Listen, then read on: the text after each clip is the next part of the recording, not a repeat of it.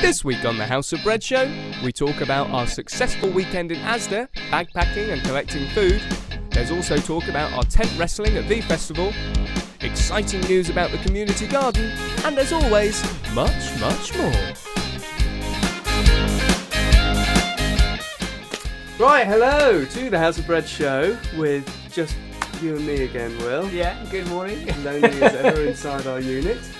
Right, so I apologise first and foremost if you can hear any music blaring out. As we said last week, there's a gym upstairs, so they're getting pumped with some music.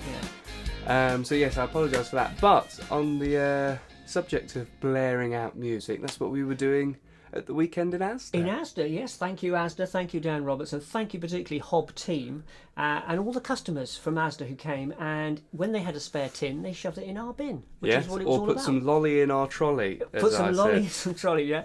And also put some cash in our tin. Yeah. But anyway, yeah, so we spent basically pretty much all of Friday and all of Saturday just making a bit of noise, sharing about House of Bread to people who passed, spoke to a lot of lovely people who want to volunteer, get involved, just find out what we're up to, really. Yeah. So thank you, Dan. And particularly thank you to Dan because he also donated, gifted to us a huge quantity of flour. So how much those packs?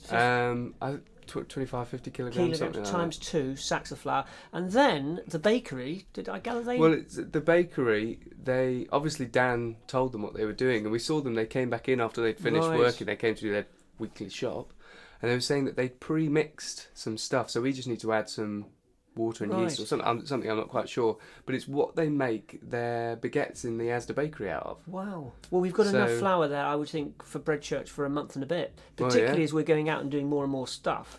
So thank you, Dan, because that saved us absolutely fantastic. A lot of money, but also, just a lot of time, and it's been fantastic. So, yeah, if you were in Asda, thank you very much. We'll be back again. Yeah, we will be. We will be. So, we did Asda at the weekend, now tomorrow's irrelevant because you don't know when people are watching this. True. But anyway, yes, we're going to be doing tent wrestling at the festival. The festival, yes, again, which is lovely. It's an annual event, and I was actually on BBC Radio Stoke this morning with Stuart and Charlotte, 8:20. Catch it on, listen back to, and they were talking about listen again. We're talking about our tent wrestling, and basically, thanks to Alan Davis and the Rotary from Stafford, we get onto the site on the Tuesday. The first day is pretty much taken up by mega charities who have huge trucks, folk like Christian Aid and others, Oxfam and others, and they collect. Well, because tents are such a great resource. Well, they are. They're fantastic. Especially with like refugees and other countries and stuff. So that's what they'll be sending off to. And these are quality tents. They've been left by just over 70,000 people who were at V-Fest. So I've seen some of the biggest bands in the UK, and they all go. And it's the weirdest thing ever, isn't it, when you stand in a field where 70,000 people have been, and it's just full of tents and other camping equipment and odd things as well. We found one crutch last year, so we don't know whether it was a miracle or somebody forgot about it. An IV drip as well. Yeah, that was a bit odd. But it's great, and we've got a whole team. We've got 9 of us, I think, in the team, and 2 vans this year. We've got Donald in his van, and we've got Arnold Clarker donating a van. So thank you to Arnold Clark through Sean's connection there. And we just spend a whole day there collecting, and it's fantastic because that means that when it's brought back, dried, wrestled into a small size, put in a bin liner, we can then give it out to folk who are in need of emergency accommodation that we're working with through House of Bread. And it means we can be generous as well and bless people in more ways because a lot of our folk live fairly chaotic lives and they lose stuff. So we can give them a tent when they need it. Ruined and all sorts. Yeah, and lost and just damaged and all sorts of things. So that's a really, really fantastic thing. And we'll collect over 100 tents. And if we can make people as comfortable as possible between accommodations or if that's how they want to live. We've got bedrolls as well. So you've got... Fantastic.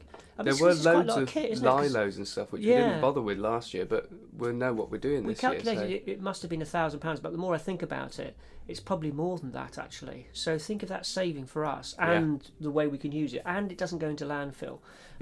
So it's fantastic. So thank you, Alan Davis. Thank you for team. There's going to be video footage, I believe. Yep. Shots and thank you, whoever left the tents. Yeah, thank you. Because we'll never know who you are. Festival goers. Thank you very much.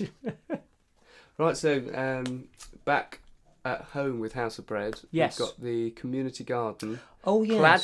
Cladding. I'm very excited about this. Yes, cladding is good. Thank you, Matt. I spoke to Matt this week, actually on Saturday morning on the Sunday morning on the Ian Fernyhough radio show, Stafford FM.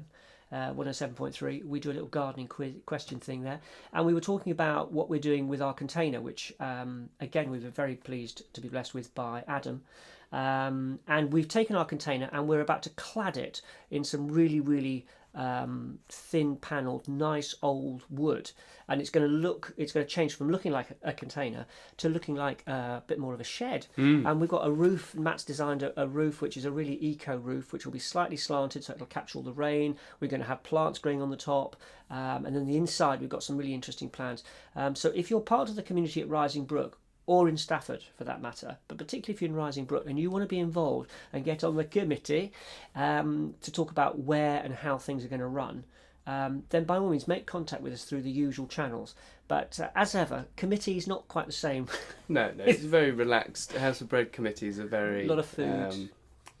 Very laid back. It's basically to get your input in terms of how you want the garden to be. And you're not going to be tied down to anything. There's not going to be a schedule and minutes. And I mean, if you want to come along, Tuesday afternoons is a good time. Friday mornings at Bread Church. We've got a load of people coming in to help do various bits of work, which we've got coming up in the next couple of months. But it's about you being part of that committee. And again, if you go onto our website and go down the side, the community garden page, there's some fantastic pictures. Fantastic pictures that have been garden. taken. Yeah. I think it's Matt or maybe a good friend of Matt. But there's some beautiful, very arty pictures of strange veg. Yeah, it's all going to look great when the containers clad with the... Thank you, Stuart, for all that, because he was on the case over the weekend, and it's beginning to look really good. And the way the vegetables are all growing, it's great, really good.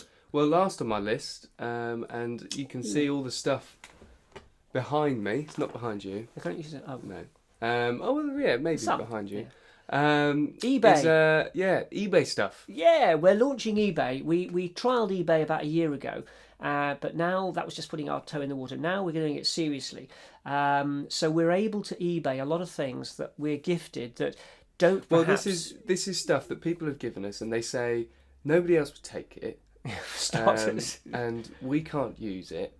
Do you know anybody who can use it? And we're very honest and we say maybe not, but somebody, one man's rubbish is another man's treasure. Yeah. Somebody might want to buy it, and so we can use that funds to go back in to help people what we do. And people know that we do that and are very happy to give us that resource. So it's a fantastic... and it means then it goes straight into the pot, so it can provide the B&B emergency accommodation, it can provide some of the kit that we need, that we perhaps don't get donated. So we're really excited about that, and we're going to be launching it this week, and we're particularly excited because we're also going to be working by selling product that's been handmade by a charity called Script. Yes. And if you go to some of the vlogs in the previous vlogs, a couple of vlogs back, we had Sue Reeves, aka my sister-in-law from Script, talking about what Script do, producing some amazing handmade jewellery and other artefacts, a lot recycled. We've got a fantastic bicycle belt made out of a bicycle tyre, so you'll see that going up, and we're going to be able to raise funds for them and for House of Bread. So we're now international, which is fantastic. What a great note to end. It is. It's fantastic. But it's resourcing the stuff that we get, like the cuckoo clocks. Like the cuckoo clocks that perhaps we don't need, but we could turn them into money to provide tin openers, all the accessories that we need, new things for our friends. So very exciting. Yes, sorry, Jack. Hint taken. But no, it's a good point because there's a whole resource back there that we can tap into. Very exciting. And help people in India as well. Yeah. So awesome. We'll put, when it's up and running, we'll put links up and stuff so you can spend away. Yeah. Fantastic. Right, thank you very much for watching, and we'll see you next week. Goodbye. Goodbye. Well,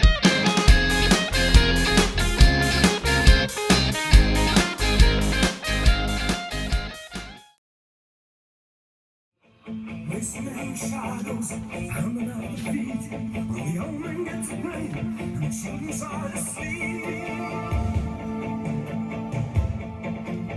Just another promise, they don't really care, 'cause the movement of the borders got the people running scared.